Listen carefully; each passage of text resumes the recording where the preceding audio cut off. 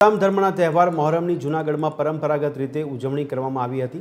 ધાર્મિક સાથે ઐતિહાસિક મહત્વ પણ વધી જાય છે, કેમ કે વર્ષો પહેલાં નવાબે બનાવી આપેલ ચાંદીની સેજ પડમાં આવતા હિન્દુ મુસ્લિમ સમાજના લોકો પોતાની મન્નત પૂર્ણ કરવા માથા પર દૂધના બેડા તેમજ જુદી જુદી વસ્તુઓ અર્પણ કરીને દર્શનાર્થે ઉમટી પડ્યા હતા। ત્યારે જૂનાગઢમાં વિશિષ્ટ રીતે આ પર્વ ઉજવાય છે।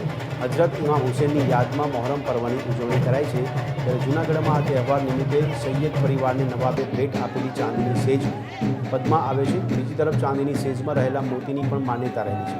તે મોતી લોકો પોતાની પાસે રાખે તો તેમની તમામ બાધા પૂર્ણ થાય છે। અને આ શ્રદ્ધા સાથે 2 દિવસ દરમિયાન હજારોની સંખ્યામાં હિન્દુ મુસ્લિમ સમાજના લોકો અહીં દર્શન કરવા ઉમટી પડે છે।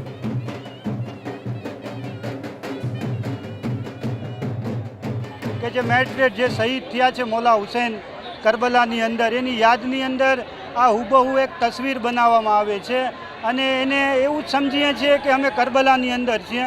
ને આ ચાંદીનું સેજ એવી મહત્ત્વ છે કે આ નવાબ હામદ ખાનજીના ટાઈમથી આ સેજ ચાલુ છે અને આ પરંપરા છે ને આ જૂનાગઢનું એક ઇતિહાસ છે કે જેનો રૂટ જે છે એ એક સરખો છે અને એક સરખા રૂટ ઉપરથી જાય છે। આની અંદર હિન્દુ મુસ્લિમ તમામ સર્વ ભાઈઓ આવે છે, એમની માનતાઓ હોય છે, એ માનતાઓ પૂરી થાય છે।